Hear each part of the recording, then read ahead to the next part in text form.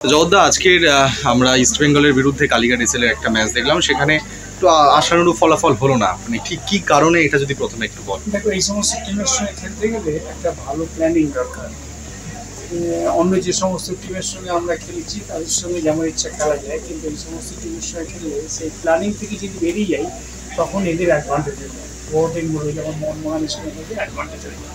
আমরা ফার্স্ট হাফের প্ল্যানিংয়ে ছিলাম, একটা গোল করলেও আমরা ইস্ট বেঙ্গলকে কোনো সময় আমাদের কন্ট্রোলের ওপরে উঠতে দিই, কিন্তু সেকেন্ড হাফে আমরা যেহেতু ইস্ট বেঙ্গল টিম আমাদের যখন প্লেয়াররা 30 জন প্লেয়ার আছে, সুতরাং যতজনকে সুযোগ পাওয়া যায়, সুযোগ করে দেওয়া যায় তার একটা ব্যবস্থা নিয়েছে।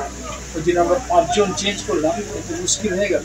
ফার্স্ট হাফের প্ল্যানিং যে ছিল, যে ছেলেরা আমরা সেকেন্ড হাফে যে সমস্ত ছেলেরা নেমেছি সেই প্ল্যানিংয়ে তারা খেলতে চায়নি। সেই তারা চেয়েছিল আরেকটু বেশি ইন্ডিভিজুয়াল খেলতে, এবং সেইখানেই হয়েছে আমাদের সেটব্যাক।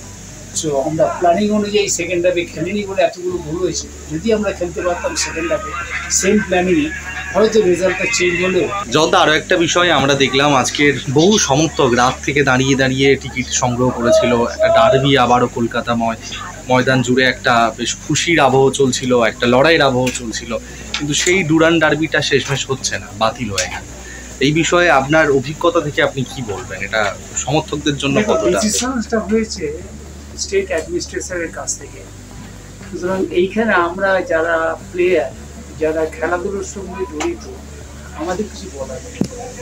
কারণ স্টেট অ্যাডমিনিস্ট্রেশনের ওপরে কিংবা স্টেট অ্যাডমিনিস্ট্রেশন কী কাজ করছে তার সমালোচনা করার আমাদের অধিকার নেই।